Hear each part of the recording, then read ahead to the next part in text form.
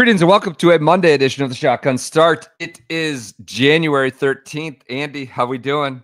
Brendan, I'm doing okay. I'm a little under the weather today, but Nothing. Yeah. good day Sorry. to just lay around and watch golf. I mean, the golf, I wouldn't say the golf was good. It was fine. It was interesting, entertaining a little bit there in the last few hour and a half. But the football's been stinky. Football's been terrible, really, since Awful. college ended on Friday night. I guess that would have been bad Saturday. I was like Well, half in football was yesterday. good if you're a Bears fan. I didn't watch any of the game. I didn't watch any of that game. I watched Sony, and I tried to get this new setup you got for me. I got this fancy new monitor that's not yet functional for this podcast because I'm old and trying to figure out the technology. So I didn't watch a single second of that game. What happened? The Packers just tanked it. Oh, just the $200 million man, not very good. I think that's my general synopsis. Is that Jordan Love? Is he $200 million man? Okay. Yeah. It's not very good. So neither. Yeah, I sarcastically tweeted something about watching golf. How's Jordan Love playing? Lots of Packers fans chirped in better than Caleb. And PJ had a great stat. PJ, what was the stat? Jordan Love, negative 5.3 EPA in total today. Caleb sitting on his couch was not positive, but also was not negative. Did not remove points from his team's performance. Statistically, Caleb Williams played a better game than Jordan Love today. Gosh. That would be true. Did Mitch Trubisky play a better game than Jordan Love? Mitch Trubisky got playoff reps today. The biscuit might have been better. We had Justin Fields was in the Steelers game. Yeah, we had all of our old quarterbacks are in the playoffs. Guys, it's great to watch Baker here. As we just re-ruptured Achilles of Deshaun Watson's second rupture. Oh, you get a new hope. This is the highest you'll draft since Baker. Yep, we're gonna deal with. We'll get another pick, but bad playoff football weekend so far. But we do have a winner on the Sony Open. It is Nick Taylor, the Boomy, Ehrlich Bachman's boy. The good folks at Boomy, they're just blowing the budget off, blowing the lid off the roof at Boomy HQ tonight. God. I mean, if you give me even odds about that company being around to sponsor a second year of Nick Taylor, I would have been shocked that they're back. But they're back. Booming boy. Nick Taylor wins the Sony Open. He's now won in Canada. He's won in Phoenix. He's a bona fide pro. He's got a lot of wins. He hadn't had a single top 10 since Phoenix. Of course, they played the P Cup card there pretty hard.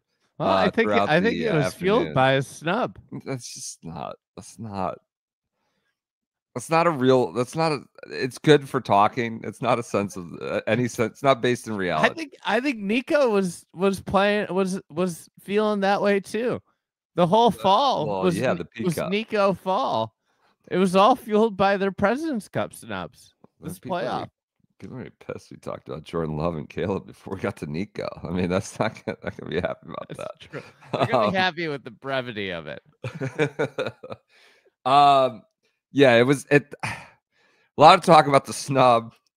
I don't think I've heard the word clutch gene since Skip Bayless has got his own entanglements going on right now. Good time to be Skip Bayless's attorney, I suppose, making billable hours. But clutch gene.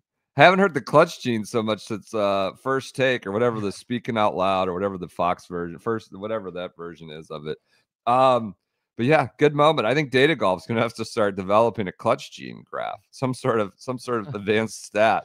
And Nick Taylor through the roof. Nick Taylor is the dominant clutch gene guy per broadcast. Got Nico right before he hit his putt on the second playoff hole. The guy's got quite the clutch gene. And then he hits it 6 feet short, and then the 6-footer doesn't even touch the hole. He got announcer jinx. Was it 6 feet? Felt like it was maybe like 8 10. feet. I don't. It looked closer to. It didn't look good. Bad. Hit some great shots into 18, but didn't look good. Honestly, I know it was wild, hey, so to speak, but you the know whole how- event's just, I don't know. It's okay. You know how the what set up the playoff, right? Yeah. Yes. A drop on 18. Backboard drop. Yes. I loved Bones talking. He goes, he got relief and got a good lie. I was like, you don't even need to say the second part of that quote anymore. It's presumed. He got relief. It's presumed. You don't need to say Bones got relief and he got a good lie. No. Just send he got relief. We understand it's a good lie now. It's perfect. I loved earlier in the broadcast, Rolf, because Rolf, our guy, Mark Rolfing, kind of, I think, throwing some shade about I walked uphill both ways back in my day. He called dropping has really become an art. An art. It really, like, these guys practice it. He said it used to be catch as catch can is what he called. It's just like you just kind of throw it, and wherever it went, you're jammed. You get what you get, and you don't get upset. But now it's like become an art form. And as you've suggested, there are guys that have to be practicing their drops. This was a Nico drop at I think it was 15, where he kind of scummily just sent one into the boundary of the property to get a nice, as Bones said, got a good lie, got free relief, got a good lie, and chipped it on, made his 4 there. So it's just like the entire event, the entire course just is not suitable for this golf anymore. It's just a drop zone everywhere. Everybody's playing up different fairways. I mean, you got everybody's hitting. It's a wedge fest. I mean, Jaeger did get popped trying to bite off more than he could chew, hitting one into the pool or wherever it went. OB, he did go a little too hard there. You got Chuck Hoffman. Go hard. He just blasted everything left. He drove it like complete shit. He was bad. He didn't get popped. He just hit a bunch of bad shots. He did start. He was tugging everything. But yeah, he finally he was over aggressive and hit it poorly combined with the aggression. And then he didn't get aggression. I enjoyed the quote in the broadcast. This Steven Jaeger, he's not going to back. You talk to anybody, this is not a guy who's going to back down from anyone. Like that, I don't know what does that mean? He's coming face to face with Ken Tackett, or what's going? Oh, he's not. What do you mean he's not going to back down? I think the issue is if you say that, if you're going to say this isn't a guy that's going to back down from anyone, you also have to occasionally tell us who is going to back down. You're right. Right? Like, you know what? I think I think he's going to have a really good career, actually. But like one guy I would say this about right now is Fishburne.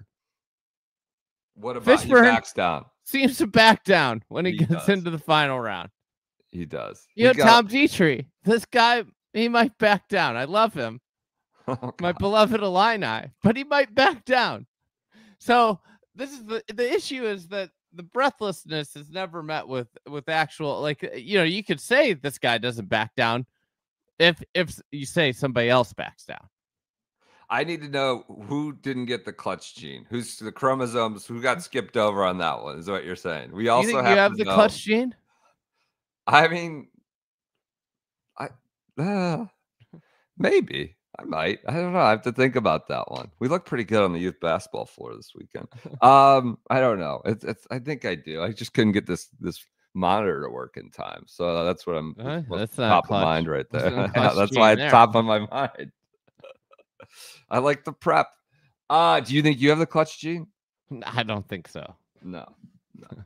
All right. So we got a lot of platitudes. Clutch gene, not backing down, and then we got a copious amount of free drops. The entire golf course, 18. You got Chucky T, Chuck Hoffman, who I saw Barry was calling Chuck Tuffman.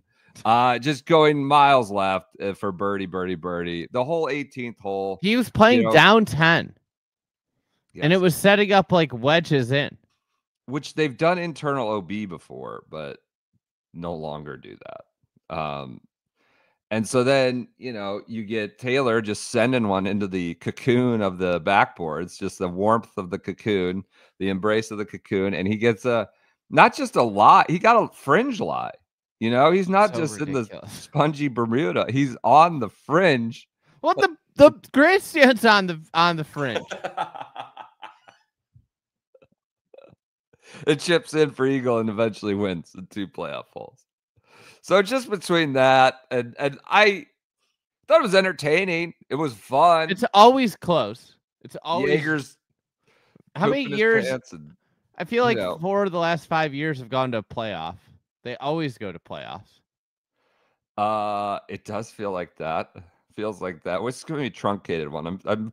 I'm on dad duty, putting my kids to bed. My wife's trying to lock into the commies game, and I don't think she's happy with me that I'm podcasting about Nico Echevarria. My now. wife's asking me about propane in the grills, which sounds like a dangerous proposition. No, that's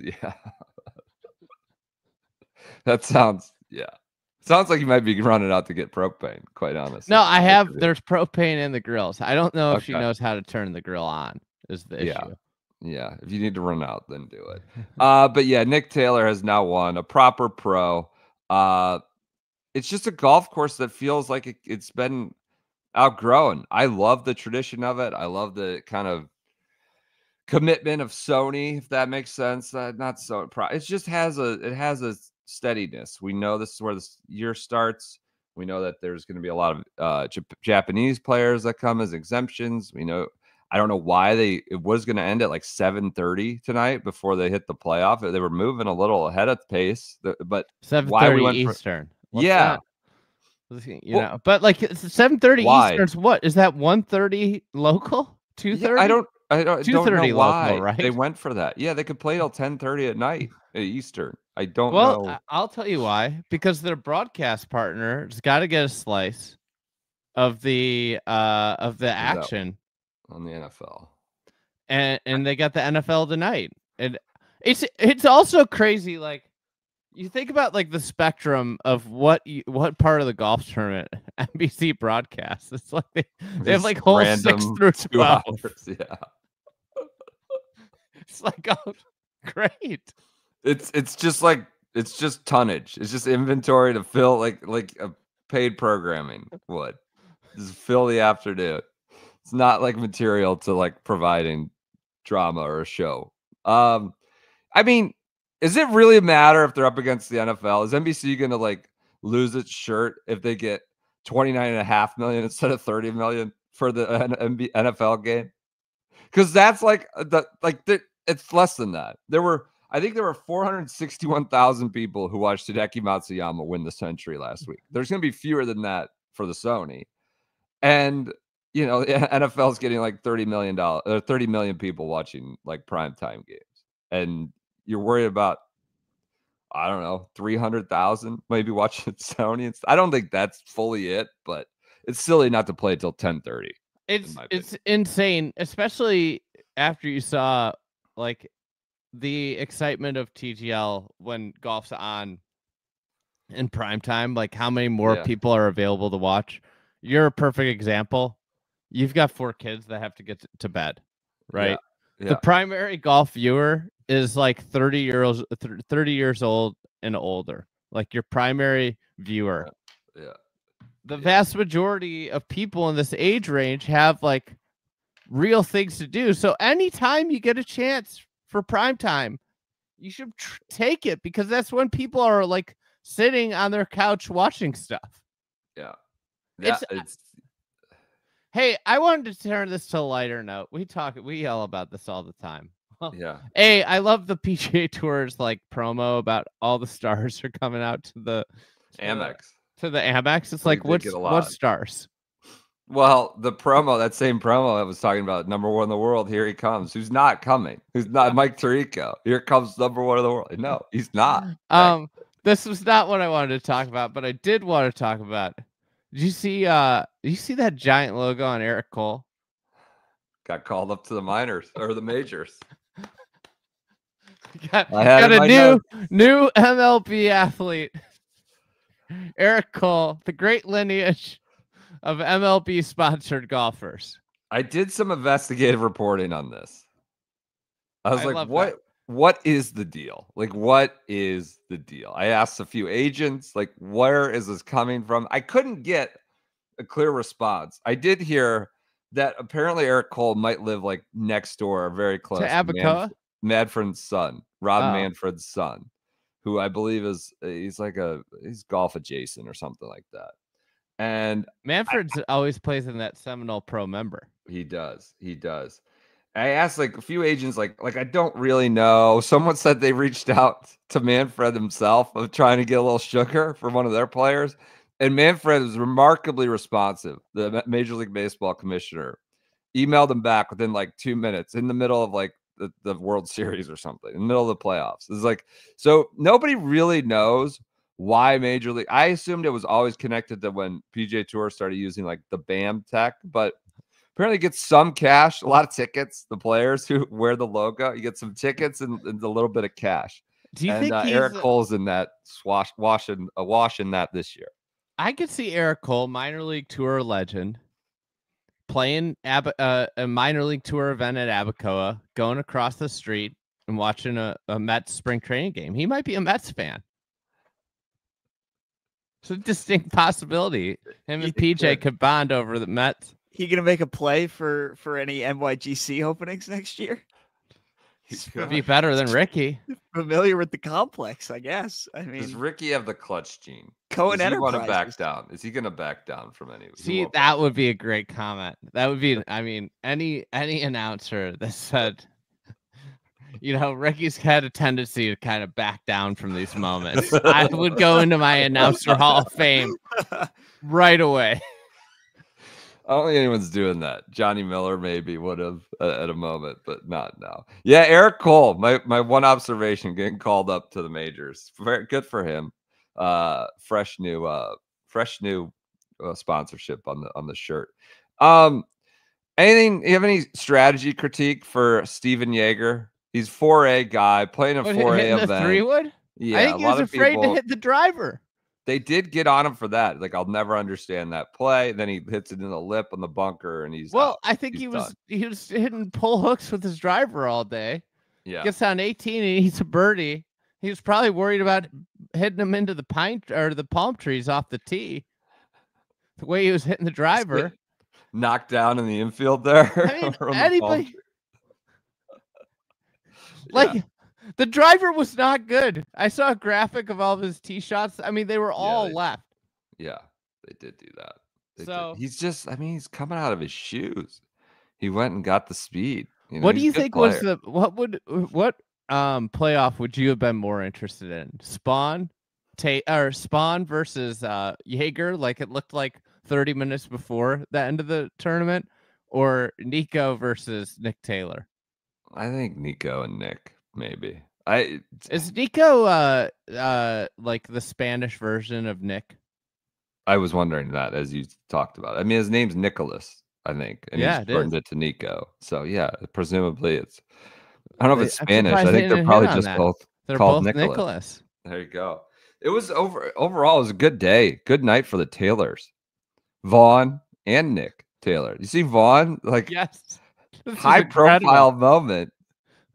You've got AJ Brown apparently reads this. He spoke after the Eagles game saying he reads this book every game. He brings it on the sideline. It's called Inner Excellence, and it's featuring the main like plug quote where you get someone famous to like plug your book or boost you up is Vaughn Taylor, 3-time PGA Tour winner. Inner Excellence will change your life. So you've got 30 million people watching this football game. This book becomes a subject that like this viral moment, and everybody's going to check this out. Inner Excellence, and there's Vaughn Taylor at the very top, 3-time PGA Tour winner. Apparently, all the other plugs were from golfers too.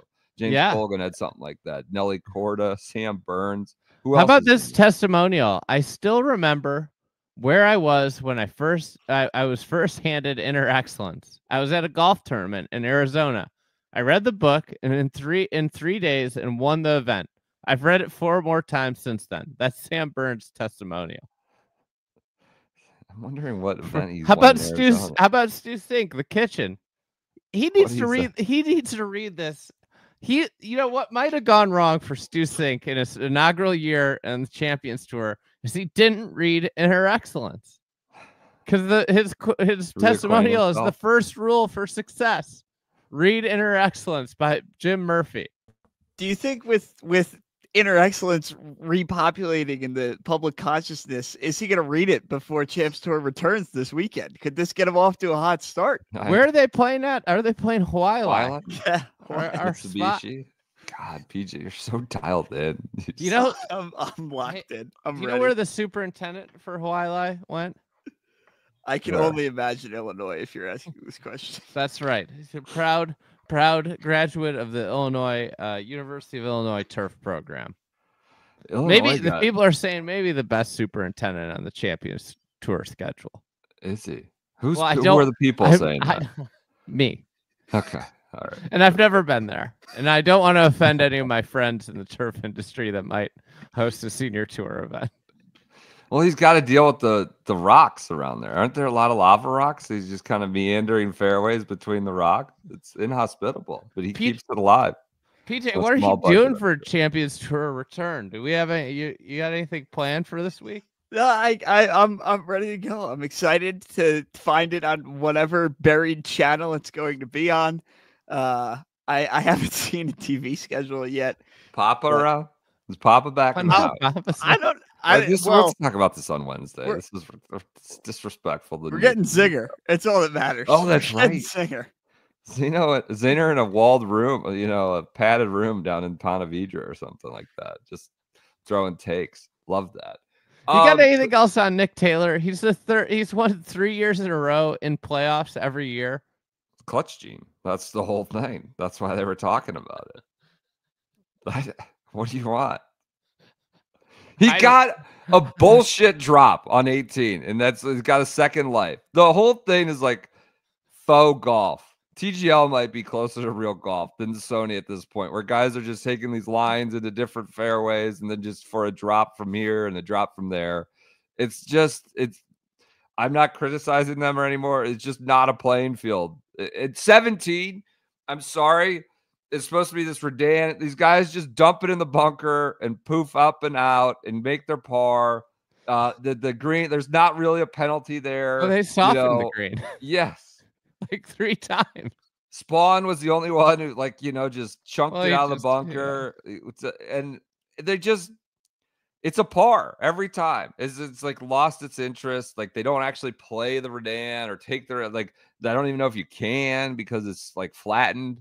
It's just kind of not that interesting, a 17th hole. And 18's, they've made like a Mickey Mouse deal of it with the grandstands and playing up 10. It's just, and it's just drop. Bones doesn't even know what they're dropping for anymore. He's just like, I think it's like a trench. I'm not sure why this is here. On 18 fairway when he was like, if I were, it's better to hit it long, here. You got a chance to get up and down on 18 from long. Like if you're in between clubs, take the extra club. The green's like designed to be death over the green. It's just. Hey, PJ, come in here. I got to turn on a grill real quick. The kids are getting hungry. Oh, no. What are you making on the grill? Oh, he left. He ran away. Burger. All right. He ran away. Okay. So he's got to go do grilling. I have to do bedtime. My wife's going to kill me. She's trying to watch the commies. PJ, what was your favorite part of the finish? The last couple hours, because I know you were locked in. We were all texting. You were just jamming me for saying that I feel like the Sony always delivers because it always comes down to like the last 4 holes. It's been a playoff 3 of the last 5 years. I feel like it's fun. I mean, I will like the Hideki 3-wood into 18 is like a total memorable shot to me. That's one of those things I'll never forget. Like watching that live.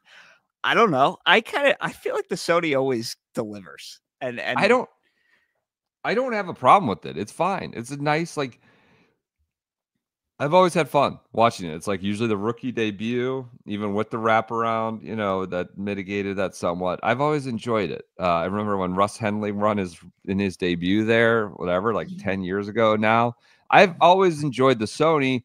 It's just really, it really lays bare like the whole PGA A, PGA B tour scenario, right? It's like this is a different kind of deal, and you end up with sort of 4A party, real quick. These guys are all proper pros. They're bona fide pros. They've won. Jaeger's won. Nico's won. Nick Taylor's won. They're like they're no one's saying they shouldn't have a card or be on the tour. They're great. But yeah, I don't know. I don't. You know what I dislike thought the was going to Sony. happen this weekend? Yeah. What? Russ Henley was lurking around. I thought it was going to be the start of our Russ Henley Bryson Ryder Cup debate. He was lurking. He was right there. Me, You know- me, and everybody else in the Club TFE 1 and done got caught holding the bag on Russ Henley. He was like 20% of the pool. Unbelievable. I was a Us. week I'm early off to on a hot. Nico. I'm a hot start. I got a hot start in fantasy golf. You I know, went second last week, fifth this week. at one point early Sunday afternoon, I was thinking about Steven Yeager Ryder Cup possibility, and then I was wondering who does he What play team? for? That's a good point. Because he's both, right? Yeah, could- I Chattanooga think boy, he but would- German. German, right? He'd probably go the septic tank route. I was and gonna All right, say, let's can we talk- enter a let's- tank? One-time transfer nationality like they do in soccer. Can we get the tank carried over? That'd be great. Well, That's you know Sony. who's might be coming back? Who? Jordan Spieth. Get back Just- to his original DNA. Wet concrete. He did an interview, I think, with Doug Ferguson of the AP. He said, I've had some really bad habits for a long time in an interview of Friday. Whether it was something that would have happened anyway or whether anything in my wrist was causing me not to be able to get into certain positions, I don't have that issue now. Having to take 3 months off of swinging forces, you come back and be wet concrete. So it's going to be 5 months between tournament rounds. He says, I'm not calling this swing changes. These are just a reset into some of the stuff I did that was my DNA. A reset that was my DNA. I don't know if Clutch Gene was in that DNA or not. That was super advantageous. I think Clutch Gene was. It was, absolutely. Do you think that he was backs down though? No. He won't back down from anyone. No. That was super advantageous that I gotten away from for one reason or another. So he's wet concrete, resetting the DNA. Said by far the longest I've ever had off between tournament rounds. So 5 months. You have a reaction to this? I don't. I don't It's just- either. They're It's just quotes. And he's gonna coming play. back for the AT&T. Pebble. A big surprise. Don't You know? text and drive. Of course, he'll be back for the AT&T. But he's skipping the. He said debated that, but For the thought partners about the Amex and the said no. fans. Yeah, right. He'll be back for that one. Let's talk Other about new- Nico. Big Nico. Or not Nico. Eugenio. Eugenio. Chikara. Eugenio. Yeah. This comes Got Friday. Nico Echevarria on my mind. You know? The Spaniard, not the Colombian, Eugenio Chikara, talked to, I believe, Handicap 54, the Spanish outlet. It was then translated by Flushing It on Twitter, who, called our attention to it.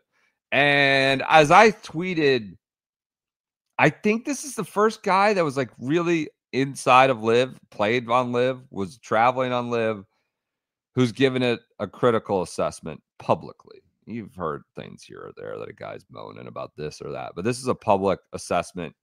I'd say it's pretty spicy. I don't know. It's fairly damning. Here are his quotes. It was fair both ways. I mean, yeah. He I wasn't thought- like a man on fire about it. Yeah. I mean, he realizes like the benefits of doing the Live thing. Like he is a young player that doesn't ever have to worry about money, which is a big thing that young players have to worry about. Right. He's set up. Says, I'm thankful for everything Liv has given me. I'm 24 years old. My life is set. I don't know if it will work out for the best or not, but I know this is what my heart tells me is right. And it works for my motivation to wake up and grind and get better and to say I can be a PGA Tour player one day. Now, it's unclear if he was like told to get lost by the Fireballs or if he just opted out. I think like he was not renewed as a young stud, but he'd won on Live. He'd done well. He'd done all right. He won, He hadn't done well in recent years. He won like early. Yes. In his, but that could also be where a young player, might not thrive on Live. Maybe he's regressed and he knows he's regressed. Yep. So he said, I see what it's like to win on the PGA Tour and how your life changes, how you get major access and ranking points. On Live, nothing changes. There is only money. That is just like kind of a banner of a quote. It's probably validation for a lot of people who wrote stuff about Live. On Live, nothing changes. There's only money. It doesn't matter if you finish 30th or first, only money. I'm not a guy who wants more money. What will change my life is playing in Hawaii and qualifying for the majors, qualifying for the Masters, the Ryder Cup. When I joined Live, they promised OWGR and majors, but it didn't happen. I trusted them. I was the first gen guy. Then the others came after I made the decision. but the OWGR major still hasn't happened. I saw you last year when they pulled the bid. It's frustrating when OWGR pulled or Liv stopped applying for OWGR points. It's frustrating, but I'm excited for the new opportunity and to see where my game takes me. I'm a winner, and I was never treated like a winner. On the PGA Tour, Ludwig Aberg has 1 win, and I have 1 win on Liv. He has 1 win on the European Tour, and I have 1 win on the International Series on the Asian Tour. So we have similar careers, but he has way more experience and plays way more big tournaments. But we have the same wins. We have performed similar. What tours can I play? I don't know about that. Yeah. There's maybe a self-check on that one. Yeah. Let's. Yeah. I mean, but he's a young elite talent, played a Big 12, top Big 12 program and has won, and probably thinks he's was a great. Yeah. Like it probably was like, I'm as good as this guy. And you know what that is an ingredient of? What? Guy that doesn't back down. Clutch Gene. We have what tours can I play on? I have 1, and so is he, but he's the number 6 player in the world, and everyone talks about him. But on Liv, I'm the only young guy who's won, and they never talk about me. They always talk about the same guys. I assume he's alluding to like Brooks, Bryce, and Rahm, that whole cohort. I'm not blaming them. They probably know more, but they don't really care about the young guys much. So this decision is what's best for me. I'm very thankful for what they've done. My mind is different now, and I want to get to what I was dreaming about when I was little. Because obviously Liv didn't exist when I was growing up. I was watching Tiger Woods winning on the PGA Tour, and I want to do that. So he's going to have to pay the piper and work his way back. He entered second stage of Q school. They said he can't play. You're banned until a year after you play on the Live Golf Tour. So he's got to like do a he never had essentially status. Yeah. This is insane. Yep. I think this is ridiculous. So yeah, he's off. On Live, nothing changes. There's only money, and it's not a good situation for young guys, is what he says. You know, when Liv started, like, you know, it was like, all right, these are all the old washouts looking for a last payday, right? A Poulter, a Westwood, people like that. And then as it progressed, I think even we came around to the idea of like, oh, this is like maybe a good option for a young guy whose career could be 50-50 of ever making it to go cash in, right?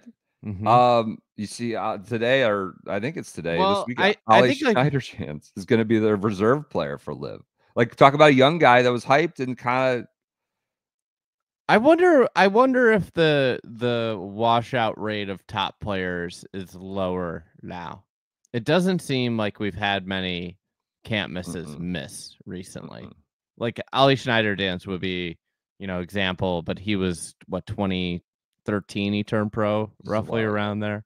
But like Norman Jean was one, but he's kind of clawing his way back into focus a little bit. Norman Jean turned pro when a lot of people like early. I mean, when a lot of people didn't think he was ready, necessarily. Yeah. And so Liv kind of went for the I wouldn't say they were prospects, but they had like James Pyatt, Rick Pettit, like those guys were just. They had won amateur events. They weren't necessarily the top. They were not the top. They just had one big event. Yeah. Whoever scouted on that was bad scouting. Well, they were just trying to fill the roster. Because they had I would say was NTA champion and amateur champion. So, what do you make of these comments? I think they're true. I think I think the idea of like a young player needs to go play. Needs to have it's great that Chichara doesn't have to worry about money, but I think there is like a pressure and a stress of money that's probably helps with motivation, drive, and the idea of getting your best out of yourself. Like a lot of times, and I think that's like what the nature of the sport does to you in general is that you get put in a lot of tough situations on the golf course. And I think if you're a young player trying to make it with the way the tour is set up with status and the different tours, like it is frustrating. It's a grind, and it's emblematic a little bit of golf where like nothing's given to you. You have to work your way up. And I sympathize a little bit with him because I don't sympathize. He knew what he was getting into. But at the same time, it would be frustrating to accomplish things, and then maybe it's hard. This is also why it's like hard to be a 22-year-old, make a decision like this. You might not. I like the number one thing. I have a friend that works in the NBA, and he says the number one thing is that young players, when they come into the league, the number one thing they want at first is to get paid. It's like stats, get paid, and then they want to win. And to me, this feels a lot like that, where he's 24 now. He's realized like what I actually want to do is win and win stuff that matters, and win, and like live doesn't matter. Nobody in 10 years, nobody's going to look back and be like, you know what? He won live Adelaide. It was a big win in his career, Yeah. So I think that's like kind of like the natural arc. And then what Liv has a lot of players with is like, this was the last payday they got, right? Right. Sergio's got to be roasting that he came out publicly on this. His fireballs. He left the fireballs. They just signed another young guy. Who'd they? The guy that got to the semis, Masuevo or